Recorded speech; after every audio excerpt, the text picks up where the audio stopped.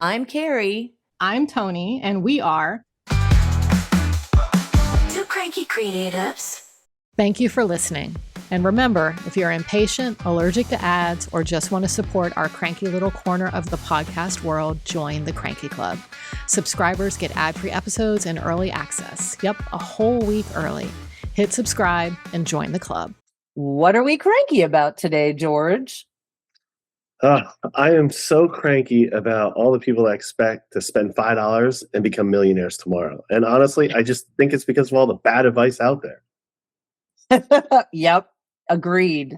There is a lot of that.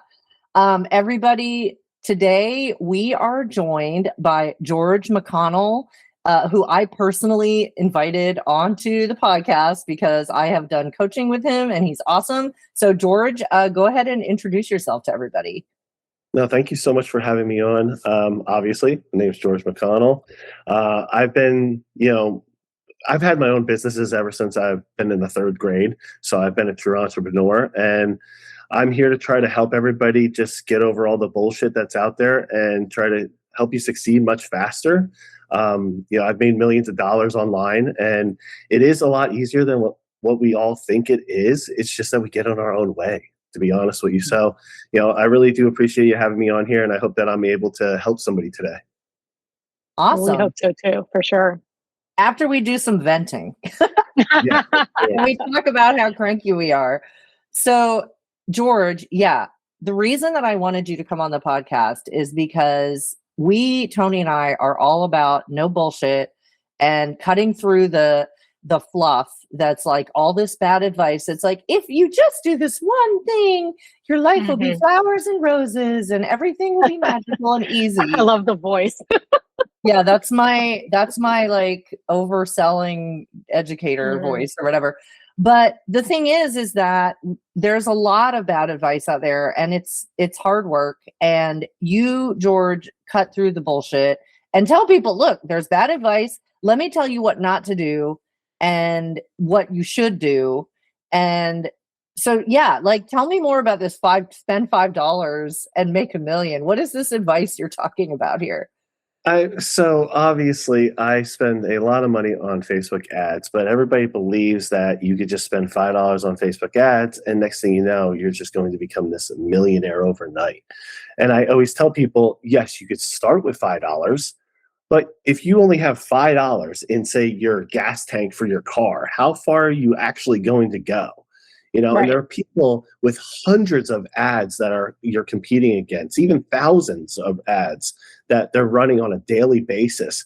And you expect that you're just going to put some bullshit out there with a crappy design and a crap mock-up that you got from online, throw $5 on a Facebook ad and be rich overnight. And honestly, it's just because of all the people online and YouTube and just giving you this fake hope and saying, hey, buy my $10,000 course and I'll show you the one trick that you're missing.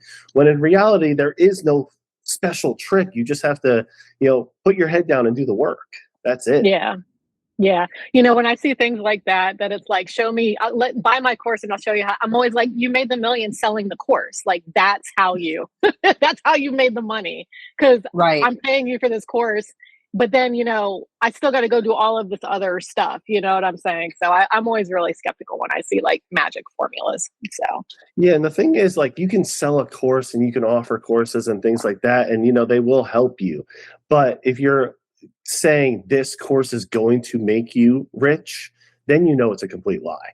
Like, if you just said this course will make you better, then yes, I will pay for that all day. But if you're going to tell me that I'm going to be rich off of it, I already know you're lying. Right. Well, yeah. I mean, that just kind of comes down to critical thinking, right? I mean, like the example I usually give is Carrie and I both took Leverage Your Art the exact same year in the exact same cohort.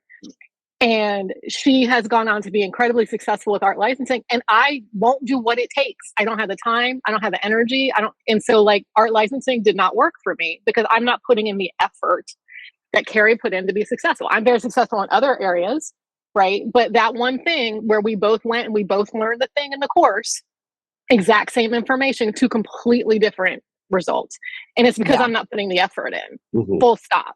You know what I'm saying? So That's also one thing I always tell people too. Like I literally lay it all out there. I don't, bullshit anybody. I tell you my whole story. I even show back end works, show how much I've made, how much I spend, all this stuff, right? And when I don't think they believe me, but when I tell people and I say, listen, I didn't take a paycheck for 15 months. I slept inside my warehouse. I worked 16-hour days. I didn't see my family. I literally put the work in. I don't think that they grasp that, So it's like, yeah, I had an idea in my head on where I would go, and I knew if I took money off the top, then I wouldn't achieve it. So every dollar went back into that business. Whereas everybody starting off, they like want to take money right off the top. They want to start living their life. They want to have this lavish lifestyle. And they're like, well, you have a lavish lifestyle. Yeah, because I didn't fucking take money for 15 months. Right. and then even when I finally did take my own paycheck, it was $1,736. That's it. I love that the amount. Yeah, and that month I made 82 grand. So to make 82 grand in that month and only give myself $1,700, like that shows the difference of why I'm where I am and what it takes to get there. Right. Yeah. Yeah. I think there are a lot of pipe dreams being sold in general. And we live, and this is me completely generalizing, but I think we live in a society that's being sold the idea of easy money, right? And like, and especially in, art licensing and kind of like surface design that we're doing, there's a whole lot of, well, just put your shit on Instagram and they're going to find you, right? Mm-hmm. All you have to do is post on Instagram. They're going to find you. And I'm like so tired of people thinking that all I got to do is just post and look cute. And, I'm going to make a lot of money. I'm like pushing social media so hard right now, trying to help people understand that is like going to be the determining factor of your future. But right where you just said right there, like you post once and you think you're going to take off. That's not the case. I mean, it doesn't happen. 1.3 billion people post a photo a day on Instagram. You post one photo and you expect to take off. It's not going to happen. Right. Or you don't have a strategy, or it's not cohesive, and like, or do you have to post every day? No, but do you have to have consistency? Yes. Like there's all those different things. And it's like, I know like when Carrie talked to me about having you on show, like the thing that I was, cause you are a full-on entrepreneur making lots of money doing what you say you do. You know what I'm saying? And so the thing that I'm hoping that our audience will benefit from and us talking with you is kind of some of those, like, I don't know, like hardcore truths that like, because we get sold a lot of pie in the sky in our industry and everybody's really fucking nice. You know what I'm saying? And it's like, you can have your dream and all, and it's just like, but you got to really put in a lot of fucking hard work. To get there.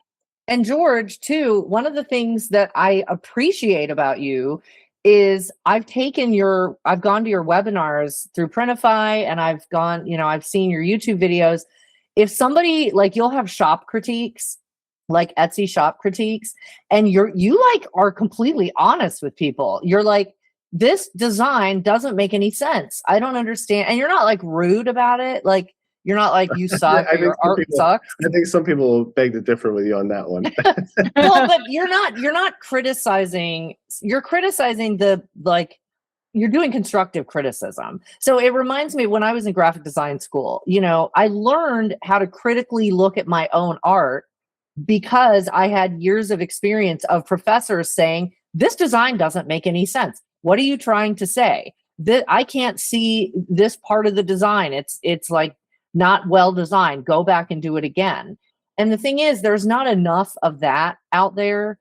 And because people are constantly sold, a lot of us artists are constantly sold, just put your own art out there that you love. And there's no such thing as, bad art, or which I guess in a way there isn't. But if you're trying to make money, there is. And you want people to buy it, there is. We need to learn how to look at ourselves with a critical eye. And you lay it all out. You're like, look, if you have an Etsy shop and you have this art on there and it's on these products, but it's laid out like this on this product, you can't see it. No one's going to buy it like that. You need to make it like, more visible. You need to make it bigger or whatever. And that's one of the things I appreciate about you, is because you're kind of dedicated to like telling people the way it is. And, you have to like, this is the other thing that I learned from you. And I'm an artist, right? So I've been I'm going to make the art that I want to make. And I'm lucky in that a lot of my audience kind of found me. So with my art licensing, I have companies that are like, yes, make what you want and we will license it. But that's because I've spent years curating what I make with the back of my head going, I know what, people want. But when I get on Etsy, that's a whole different story. If I want to sell products with my art, you sat me down when we did our coaching and you're like, you need to put this on mugs. You need to focus on, have your mock-up show what size is the mug? Can it go in the microwave? Can it go in these are things that are no-brainers, but I hadn't thought about. And I tell people this kind of like I go around telling everybody about Leverage Your Art. December of 2024, I had my, art, my Etsy shop, and I made in December about $500 profit. After I did the coaching with you and I niched down and I ran some ads and I did like information graphics, like that you kind of told me how to, what to do. I went from making $500 December of 2024 in profit. I made $2,500, exactly 5 times. And that is profit. That's after the Etsy fees. That's after my ads on Meta. That's everything. That's amazing. So, I all you did was just that. tell me the way it is. You were like, look, you need to, don't put it on all these don't do this. So honestly, I love hearing that. As everybody knows, I don't charge like anything I have a course and it's $7 right now. That's it, not 10,000, $7. And I don't charge anything because my happiness comes from seeing other people like achieving things, and I know that you're very successful in the art world and things like that. But just this here, even just this right here, where you took 500 and now it's 2,500, like it just makes me happy. I know that I helped in some way. It may not be crazy. It may not be $25 million, but I like that that makes me smile. Yeah. I don't get happy often because I'm not happy with my own success. I'll never be satisfied. So when it can help somebody at least gain some sort of knowledge or some sort of information and they can use that in the future, I know that I at least am here for a purpose and I'm able to fulfill it. Yeah. Well, and George, so we're talking about all the bad advice that's out there. And I can tell you some of the bad advice that I hear. I probably already said it. I don't think we have enough time. I can literally talk for hours about that. Well, tell me some of the we're going to ask you some hot seat questions that are kind of related, but the thing that makes you cranky about where people think they can put in a minimal effort and make a maximum return, have a maximum return. Like, tell me about some of the examples you see, because you don't have to name names, but I'm sure you see it all the time, being in the world of Etsy and, all the Etsy sellers out there and all the advice for Etsy sellers and just artists or people that want to put their art or products on Etsy. Like, what kinds of bad advice do you see? So really quick before I get into that, just so everybody understands how I have the knowledge that I have, because I skimmed through that in the beginning. I didn't want to bore anybody. So obviously, like I said, I had businesses since I was in the 3rd grade. I really I had an entrepreneur mindset. I literally come from nothing. I was dirt poor, had no heat, no hot water. So like my life was surrounded by, I'm going to succeed. So one is your mindset. You have to keep on going, right? But I was lucky enough to get a job with Samsung. And I mean, I had to apply there like 10 fucking times. And finally, during my interview, when I finally got an interview, I knew that it wasn't going my way. And I said, listen, if you hire me, I will be the hardest worker you ever fucking see. And I will make you so much money and I will save you so much money. So they took a risk on me. And that was back in 2006. So nobody knew who Samsung was, and I got to be involved in so much and with their company to see how they grew and see how they marketed things. So if anybody's wondering, like, how do I understand marketing? How do I understand that a product won't sell? How to even market it correctly? It's literally because I saw that company, Samsung, build itself from the ground up to where nobody knew who the hell it was except for cell phones back then to where it is now. So with that being said, some of the worst advice is, you could just throw something online like just before. Throw one post online, you'll take off. Or one that I really hate is everybody will talk about gross, which is perfectly fine. All of us talk about how much money we've made gross, right? But when they are discussing this online and saying, hey, I made $400,000, they don't actually explain $400,000 in the form of a print-on-demand business means that you made about $40,000. Because they're probably walking away with about 10%, maybe 15% if they're really lucky, right? If you're hitting 20, you're golden. But that's one of the biggest misconceptions when I'm talking to people and having one-on-ones with people is I'm like, how much do you want to make realistically? And they'll be like, oh, I want to make $5,000 or $10,000. I'm like, net each month. And then when they say, yeah, I'm like, all right, so we have to get you to at least like $1 million a year. And then it like blows their mind that they would have to hit $1 million. And then when I tell them how many mugs you would have to sell or how many shirts you have to sell to hit that $1 million, then it really blows their mind that they didn't understand. But the issue is so many people online that are talking about, look at all the riches I have and look at all the money I made. To them, yeah, 40 grand is a lot. You're fucking 20 years old. Right. To me and us, 40 grand, I mean, that's nothing. So you can't like quit your job or anything like that. So I think that's one of the biggest issues is just the concept of money and how it actually works and how much people really make. Yeah. And how much you have to spend to make the money. You have to be willing to spend it. Yeah. That goes hand in hand. But I think that, basic financial education is not something that happens in this country. Right. Like I have a friend, we were chatting. She has a gourmet treats business here in town. She was talking with me about doing some brand packaging for her. And we just got to talking about like costing. And I was like, well, what does it cost you to do a bag of popcorn? And she didn't know. And I'm like, how do you not know? How are you even pricing this? Because I was telling her she needed to raise her prices, right? I was like, you're not charging enough for this popcorn. Like she had cool flavors, like all this stuff. And she did not know how much it cost her. And I'm like, the first thing you need to do is figure out how much it costs you. Right. Yeah. Because you don't even know if you're turning a profit. You may be losing money.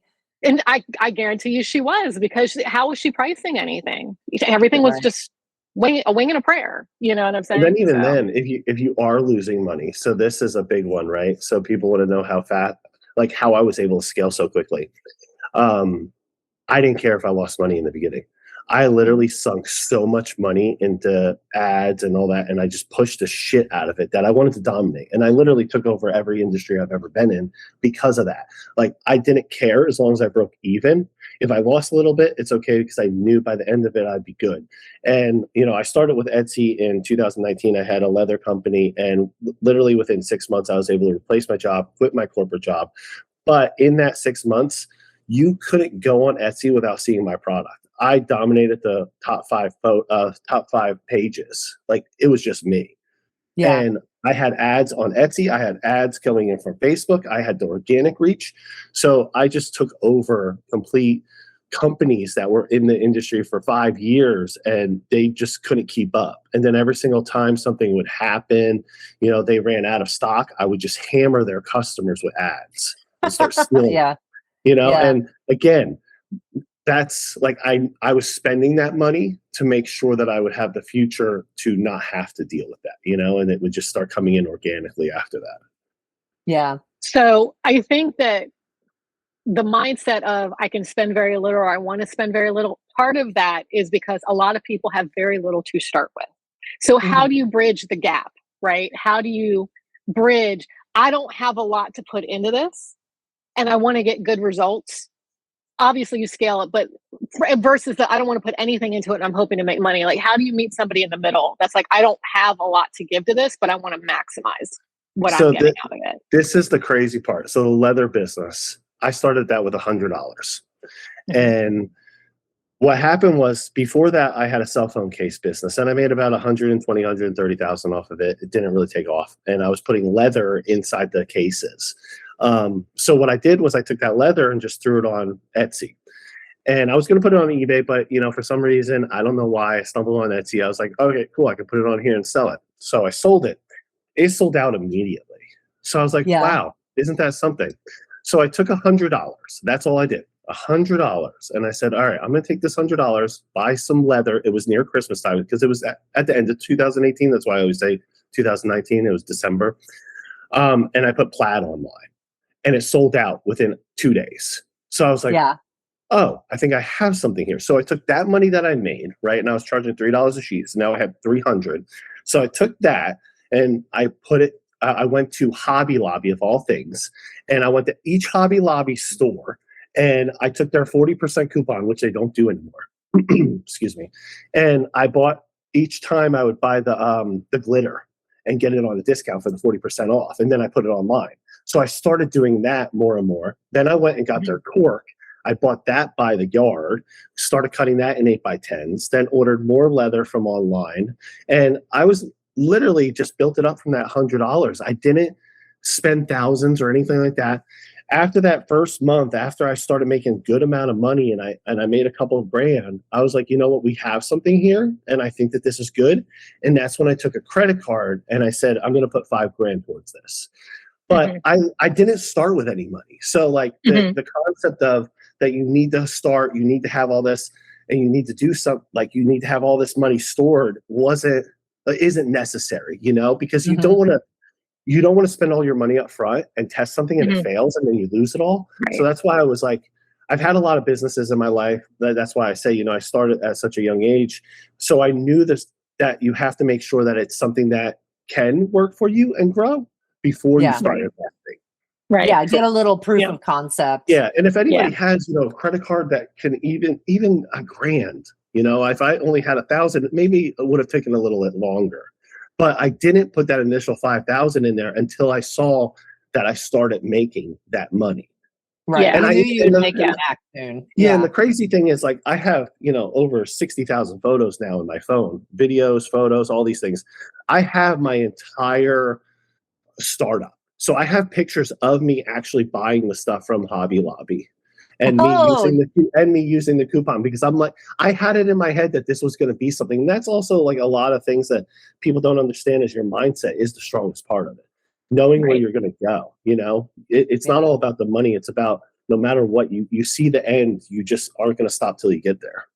Yeah. What I hear you describing reminds me of something that I was called the snowball effect, but for like debt eradication, right? So like you pay off your highest interest debt first, and then the money that you were taking to pay that debt, you now add that to the next debt with the next highest interest and deliver it. Like I did that until we were debt free, right? Mm-hmm. So, but it just sounds like in reverse, right? You take this $100, you take the money you make from that, assuming your proof of concept is there and it works, and you're building that up like a snowball until eventually you have enough keep coming in that you can scale and expand.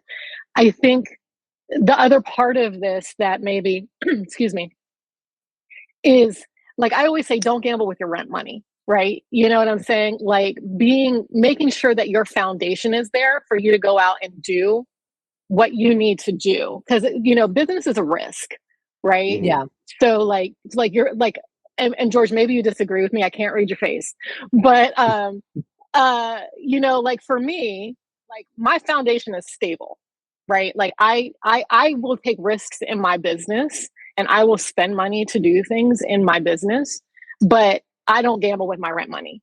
You know what I'm saying? So like, that's always been my mindset of how to do things. And I think, and where I'm going with this, I think is when you're not stable or you haven't given like, I'm not talking about don't use a credit card. You can pay off a credit card, you know what I'm saying? But like, if you haven't made sure your base is stable, I think that makes you risk averse, right? Because, or there's too much pressure because you're using money that you really shouldn't be using. You know what I'm saying? Does that make sense what I'm trying to say? No, it does. And I mean, I agree with that. And I also have like a disagreement just because of who I am.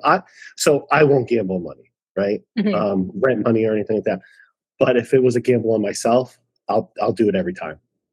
Yeah. So, I hear you. That's one thing that I will always do. If I had no money in the bank and there was $100 and I want to be like, let's put that towards the cell phone bill, I'd be like, give me the $100 and I'm going to try to turn this into 1,000, but that's only because I believe in myself so much that I have, and I feel like a lot of people, they want to have that same mentality and strong, but then the doubt creeps in.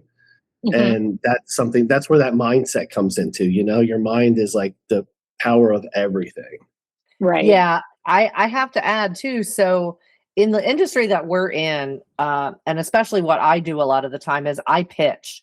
So I have, I go to companies and I'm like, I do cold calling basically via email. And I'm like, hey, I'm an artist. Here's my art. Here's my portfolio. I would love to work with you. Please put my art on your products and sell it and give me royalties, basically. And, but I was like, when I pitch, first of all, I am not going to let them, if they ignore me or they say no, I'm not going to let that stop me. In fact, it kind of makes me mad. It makes me more determined. I'm like, oh yeah, well, you just didn't see the right stuff. So are you sure? Because do you want to see my catalog? And let me send you something next month. So the more you reject me, the more determined I get. But I have an Airtable list of all the clients that I've pitched. And George and Tony and everybody listening, this is not an exaggeration. I promise. I should show you a screenshot of it. I was just in that Airtable list today because I have a short list and then I have my full list. My full list is 762 pitches, and that's since 2023. And then my short list is like 70 something, I think. So they're no duplicates.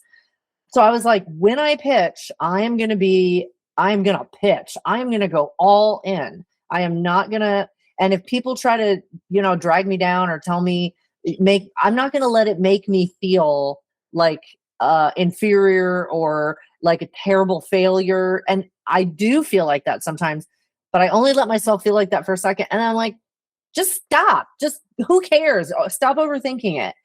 And the mindset is so important because it's almost like you just have to be like, you have to fake it till you make it, but you have to be like, look, if you don't like my art, that's your problem. And maybe we're not the right fit for each other. Great. Well, then I don't want to work with you anyway. And I mean, I'm making it like I'm a jerk, but I'm not. I'm very nice. But that takes courage that a lot of people out there, they would have it. See, the issue is that they need a definite answer. Like that right there takes so much courage to go out there, get denied, get your ass back up and do it again over and over and over. And a lot of people, they're like, oh, I have that in me. But at the same time, they want an answer on how many times they would have to do it in order for it to go through. People ask me that all the time. Yeah. And there's like, no guarantee. You don't, no. And I tell people sometimes, I'm like, say if like you worked a whole year and you made no money, would you do it? And they're like, oh, no. I'm like, what happens if you worked a whole year and then the next day you made $100,000? Would you do it? Oh, yeah. Well, that's because now you have a definite answer. But that's the thing. Like business isn't like that. You never know. It's all exactly. And like, I remember I was getting my MBA, which, if you ever listen to the show, George, you'll hear me, all of my thoughts about that MBA. They always say that, the pure definition of an entrepreneur is that you own all the risk. You can't be an entrepreneur if you don't own the risk. That makes you not an entrepreneur if you're not owning the risk. And like, we just finished a whole episode about, surprise, you're an entrepreneur if you're an artist trying to sell your work and like get past it, but I think I want to circle back to one thing George said, that's when the doubt creeps in. Mm-hmm. And have either of you heard of the book, The Gift of Fear by Gavin de Becker? No. Okay. If you're a female walking the planet, you should read it, but I also recommend every man should read it too. It's a threat awareness book. Okay. And the entirety of the book is about determining whether or not you are under threat. This book saved my life, literally, hands down, saved my life. But the reason that I bring it up is when I read it in 2008, the thing I walked away with was the language we use is wrong, right? People will say things like, I'm afraid. And if you read the book, he goes into detail about the fact that the reason it's called The Gift of Fear is that fear is hardwired into our body to let us know our life is in danger, right? as women, we are taught to ignore that and be nice to men. But Yeah. versus doubt, right? And when you improperly label doubt as fear, you convince your brain that you are under threat, and then fight, flight, freeze, and fawn come into play, right? So when we say things like, I'm afraid my art won't sell, you are triggering a true nervous reaction in your body. What you're really saying is, I doubt my art will be licensed. Yeah. Doubt needs an action plan, right? Fear is completely different. Doubt needs an action plan. Action plan. Now the liquor's kicking in because I said fan. But fear, embrace your fear. It means your life is like your life as you know it, your life as you perceive it, or your actual physical life. Yeah. So we have to stop using the language of fear when what we're really talking about is doubt. Does that make sense? Yeah. So, yeah. I think so. Highly recommend the book. No, I like that because fear makes you feel helpless. And that's the thing that is so important. And I tell people, ask me all the time, how many pitches did it take? How many designs did you have on Spoonflower before you started making, $300 every 2 weeks or whatever? And I'm like, I can't tell you the answer to that. It depends. Right. It depends on when. There's no magic number. There's no magic solution. There's no magic a number of pitches. But the thing is that, the doubt, the whole doubt thing, it's like you have to get past it, but it's like, don't give up. I cannot stop telling people. They're like, well, I don't know. I didn't hear back. And I'm I understand that. I do. But, and you can say that and feel bad, but then, you have to come back and do it again. And I have to say really quick before I forget. So technology stuff, right? If I have if I'm having like a tech issue on my computer, I'm very comfortable with computers. If I'm having a technical issue on my computer and I'm just getting like, I can't figure it out, 9 times out of 10, it is an operator error. I just always err on the side of the machine is probably working. It's probably me using it wrong. And that's, the way I see it. I will get so frustrated and then I just walk away, but I never walk away forever. I always come back and I always end up figuring out what it was. If I have to contact the company, if I have to look up, watch tutorials or whatever, but I will figure it out.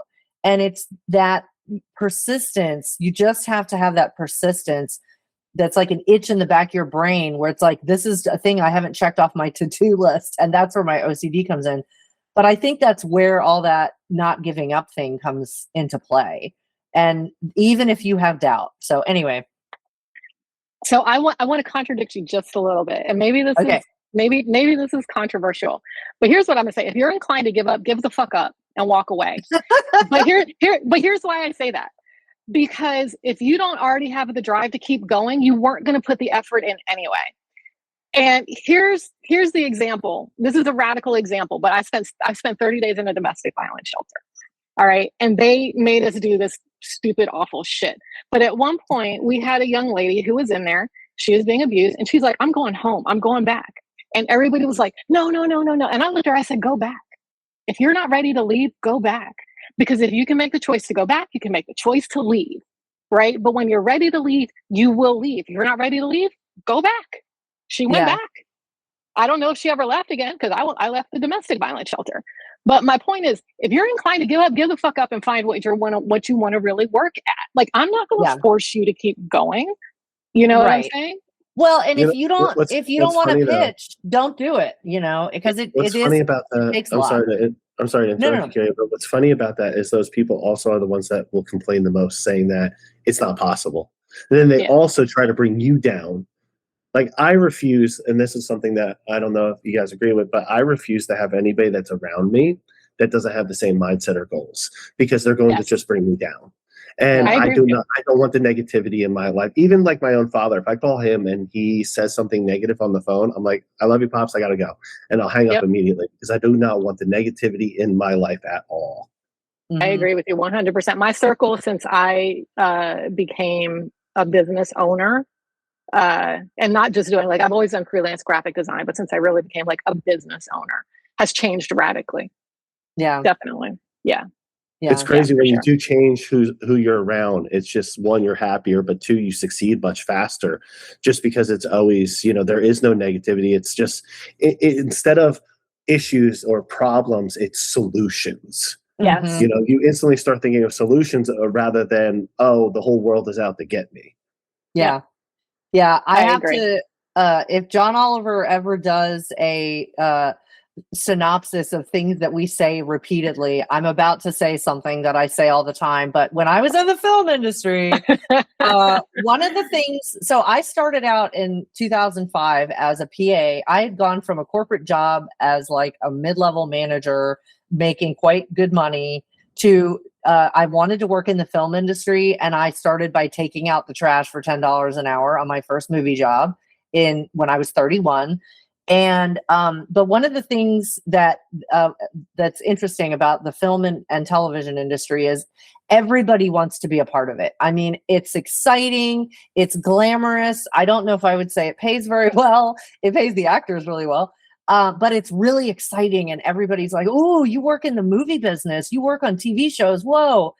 But the thing is that industry is really good at filtering out the people who are negative and don't constantly aren't willing to think of solutions and just complain, and B, who won't do the work.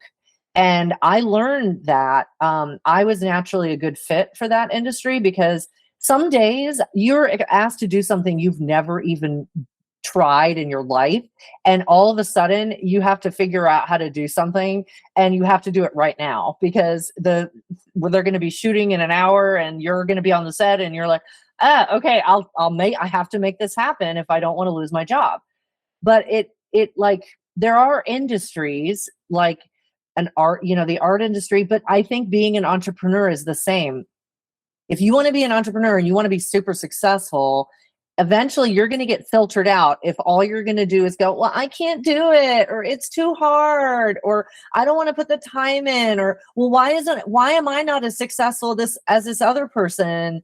It's like, stop complaining, get off your butt and do the work. And that's what I love about George, because he says that all the time, and you can tell he brings that out in me.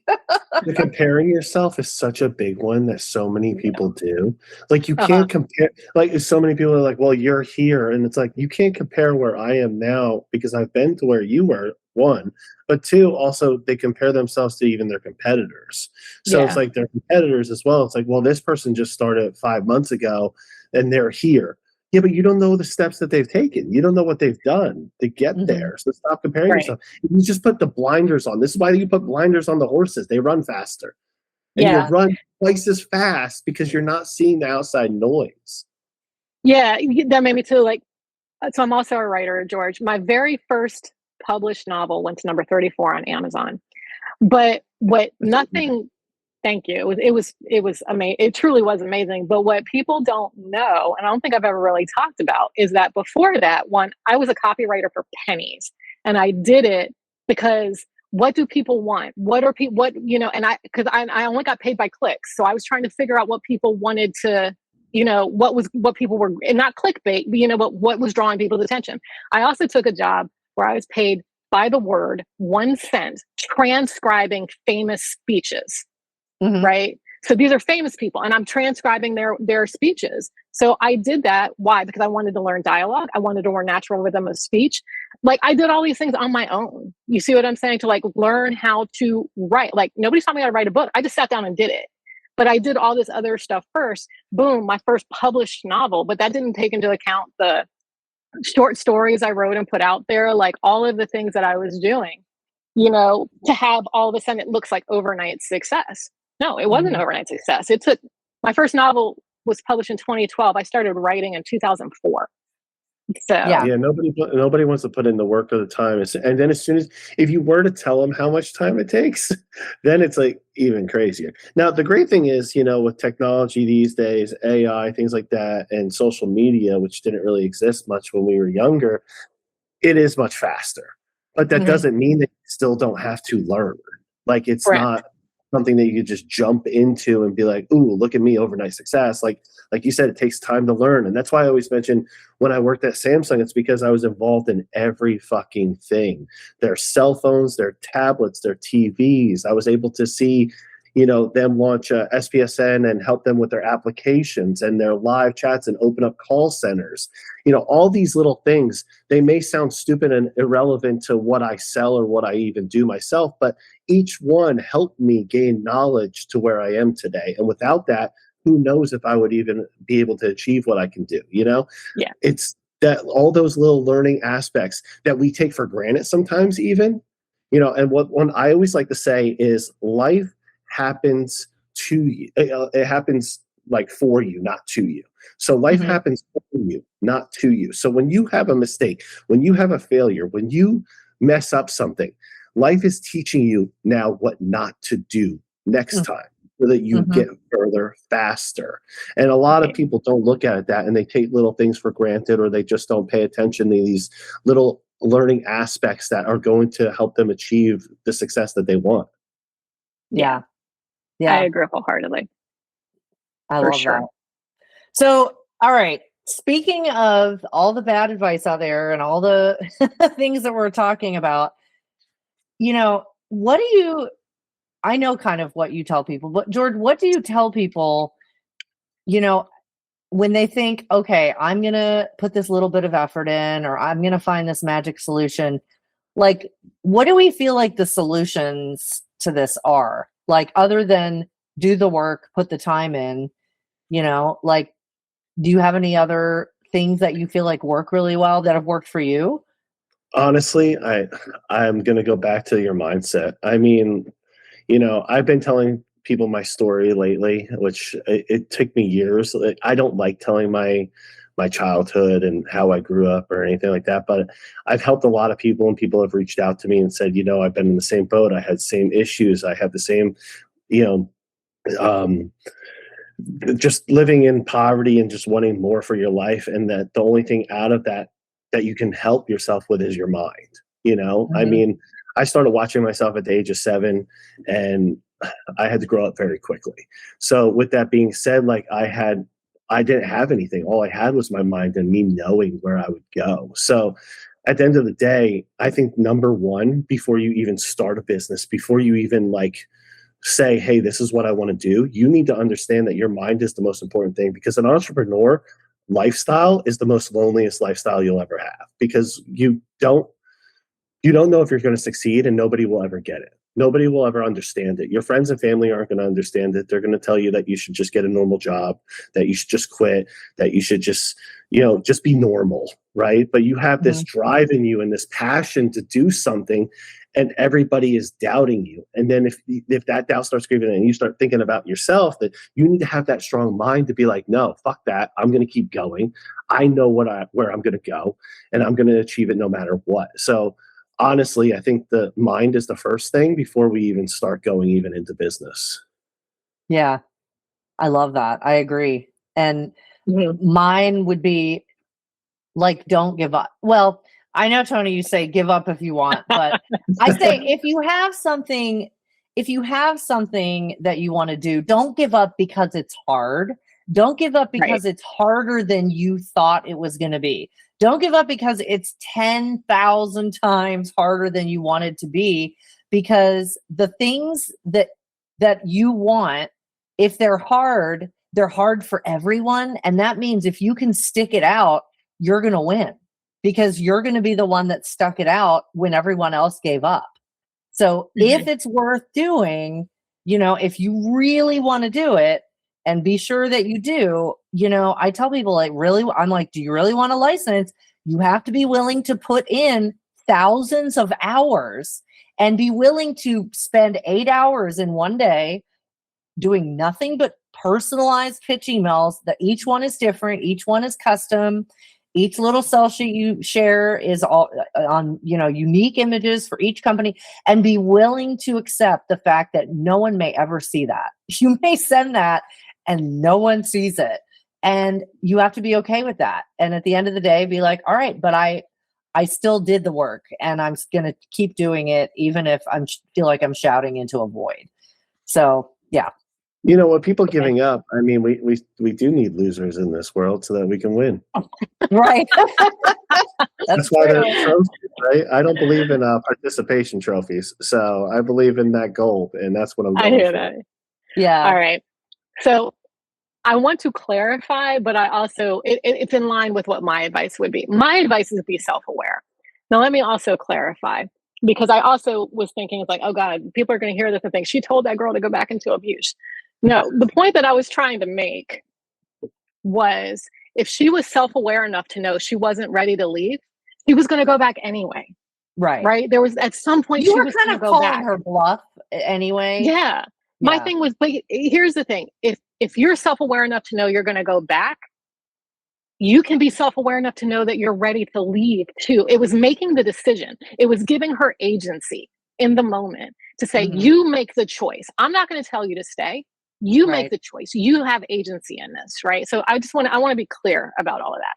But, and to be fair, I ended up going back. So like that domestic violence shelter was not my tote to freedom. No.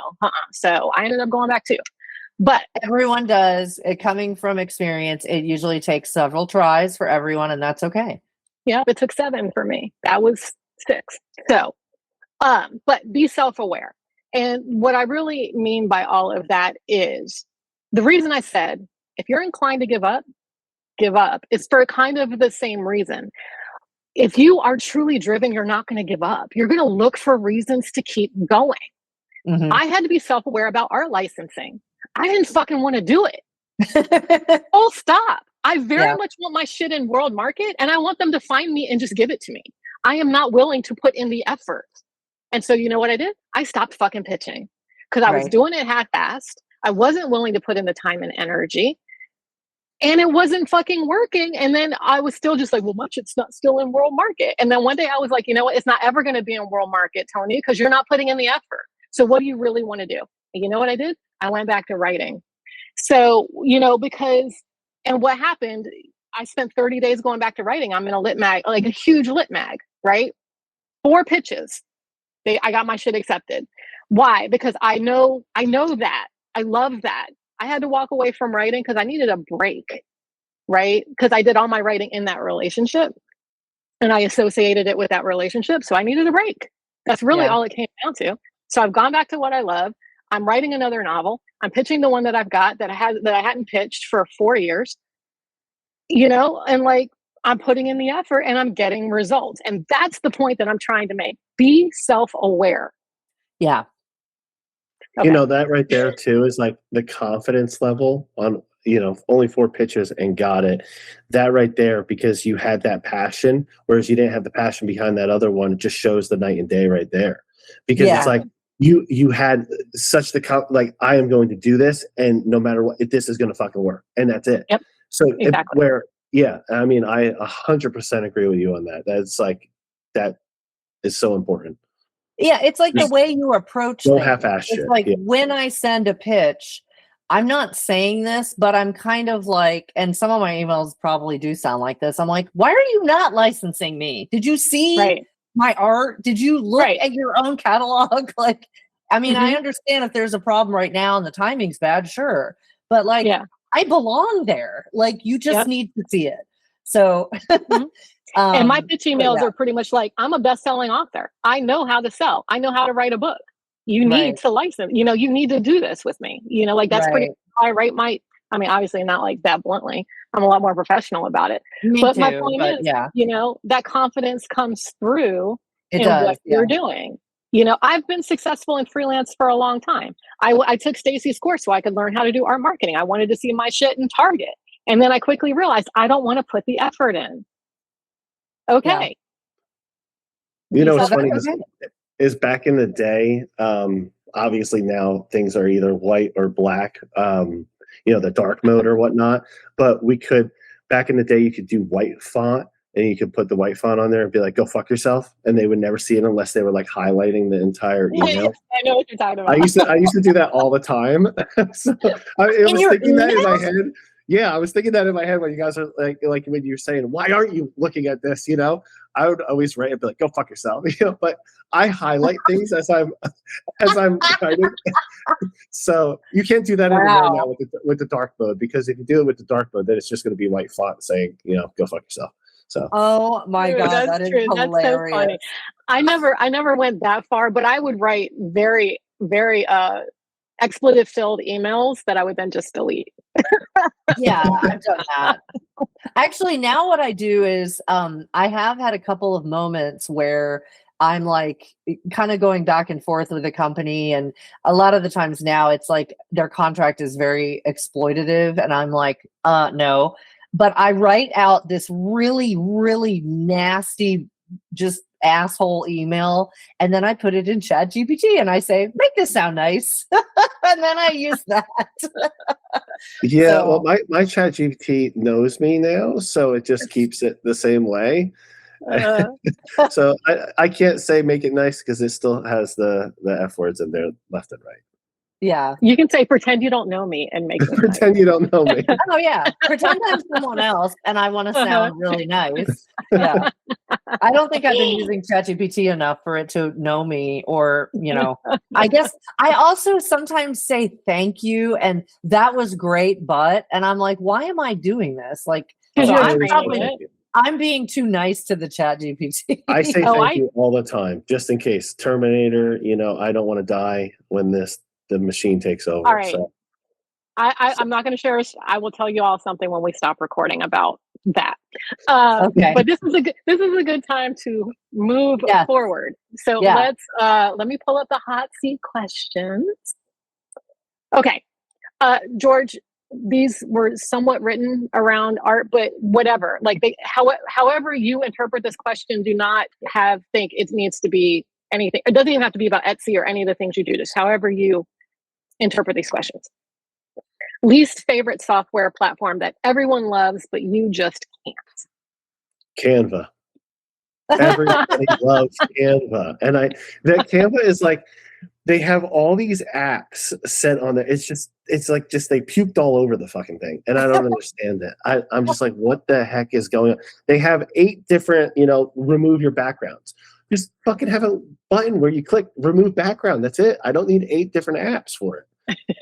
Yeah, I get that. Yeah, I get that. That's probably why I've been hesitant to use it, because it is like overwhelming. It's too much. Yeah. I'm just going to say I agree. It's one of the things that kept me not using it for a very long time, but it is what it is. Okay. Least favorite buzzword that you wish you could erase from everyone's vocabulary. Okay, so I looked this up because I was so curious and I wanted to see what the latest buzzwords were. And one of them is productivity. It's the modern workplace trend where employees engage in performing to look busy while achieving little to no actual results. I think that is the dumbest shit in the world. Like, what the fuck? You're not going to succeed. All right, go ahead. Good luck. Thank you again. This is where the whole losers and winners come out. I'm going to have gold. You're not going to have anything. Oh, is it FAUX? Yeah, FAUX. Like yeah. Oh God, I have never heard that. Oh my God. Okay, if you have time on your hands to pretend to look busy, go find something you actually fucking want to do. Yeah. Okay. Least favorite piece of advice you hear floating around our industry, or any industry. Oh, there's so much. You can have an overnight success. Yeah. Like, no matter what. I mean, yeah, sure, you can be successful very quickly. There's a story that I don't really tell many people, but I lost all my money. Because I came from nothing. So when you start making money, you spend it real fucking quick. And I wasn't ready for that. And I spent over $1 million. I lost it all. I literally had to ask my wife to borrow $5 to just get gas money. She didn't know that we literally lost everything. And I was able to build it back up very quickly and make all that money back within just a couple months. But like, the whole thing is, nobody saw behind the scenes of that. Nobody saw behind the scenes of me building the first time. Nobody saw me knowing how to do it the second time, because I made all those mistakes and all the mistakes I made in life. So I hate the advice that you can literally just change your life overnight. You can, but it's not going to be overnight. It's going to look like it's overnight to all the people in the fucking world, but it's not going to be overnight in real life. That part, exactly. It always looks better than it is. Nobody ever tells you nobody ever tells you their losses. And me, I will tell people my losses, because those losses is what allowed me to win. But you know, how many people go to like a casino or go to a horse race game or something like that, and they bet all this money, and they'll be like, look at the ticket, look how much money I made. Ask them to post a fucking picture of all their losses. They don't. Right. Yeah. Right. You don't see that at all. That's the problem with with social media, though, is like, you know, even when people are being fake authentic or whatever, most people don't show, you know, and I mean, a lot of it is impossible to show all your losses. All you see is the shiny, you know, look at me, I'm so successful, and I'm guilty of it too. But that's a great one right there. Let me really quick. I'm sorry, I just want to add. No, please. Because this one is super important. Social media. People think that you need to have millions of fucking followers, millions of likes, millions of people just looking at your stuff. I will tell you right now, I'd rather take 1,000 dedicated people that like my product over 1 million people. Yeah. Because those 1,000 people will make you rich.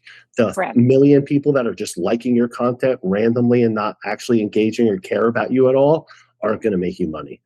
So stop chasing the likes, stop chasing the followers, stop chasing that, you know, heart button and be like, oh, I only had 1,000 views. First of all, if you had 1,000 views, I want you to sit in a room with 1,000 people. That's a lot of fucking people. Yeah. So just think about it that way. But if you have 1,000 dedicated people that like your product, you will make more money than if it was 1 million people that don't care about you. Correct. Yeah. Correct. I love that. All right. So, George, before we go, I would love for you to tell everybody where they can find you. So you can just go to Google, type in George McConnell. There's going to be this guitarist that's dead. That's not me. So just scroll till you see me. Just type in The Real GDM, and a lot of my stuff will pop up. Awesome. Nice. Awesome. Well, thank you so much for joining us. I knew you'd be a hoot, because you are hilarious and you tell it like it is. And I really appreciate you for that. So. No, well, thank you so much for having me on. I really do hope that we helped a couple people understand, you know, that it takes some time. And obviously your mind is the powerhouse of everything. If you're loving this podcast, don't forget to hit that subscribe button so you never miss an episode. And while you're at it, we'd love it if you could rate and review us. Your support helps more people discover the show, and it keeps us going strong. Thanks for tuning in. It means a lot. I'm Tony. And I'm Carrie. It's okay to be cranky. In the meantime, keep creating. Two Cranky Creatives is produced by me, Tony Federico, and my co-host, Carrie Cantwell. Carrie handles sound editing, I wrangle marketing and communications, and together we keep this cranky train on the tracks. Thanks for listening.